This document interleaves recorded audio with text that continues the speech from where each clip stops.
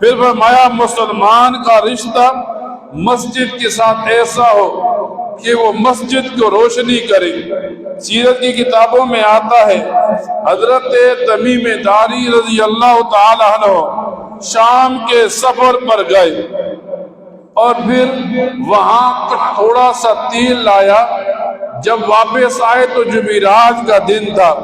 آپ نے ایک دیا یا قندیل لی، اس میں تیل ڈالا، روشنی کر دی۔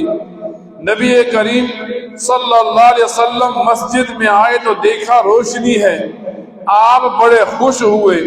آپ نے پوچھا یہ روشنی کس نے کی؟ بتایا گیا حضرت تمیم داری نے۔ تو نبی کریم صلی اللہ علیہ وسلم نے فرمایا اگر میری کوئی بیٹی ہوتی تو وہ میں تمیم داری کے نکاح میں دے دیتا۔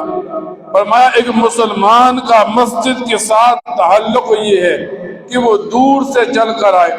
جب آدمی مسجد کے لیے نماز پڑھنے کے لیے جاتا ہے، ہر قدم اٹھانے پر ایک نیکی بڑھتی ہے، ایک گناہ کم ہوتا ہے، ایک درجہ بلند ہوتا ہے۔ اب جتنے دور سے وہ چل کر آتا ہے اتنی نیکیاں زیادہ ہو جاتی ہیں، اتنے گناہ کم ہو جاتے ہیں، اتنے درجات بلند ہو جاتے ہیں۔ جب ہم مسجد میں آ گئے نماز کے لیے، اب بندہ جب مسجد میں آتا ہے نماز پڑھنے کے لیے تو عبادت سمجھ کر نماز پڑھے۔ آج کل ہمارے ہاں رواج ہے، ہم عبادت کو رواج بنا لیتے ہیں اور رواج کو عبادت بنا لیتے ہیں۔ مثال کے طور پر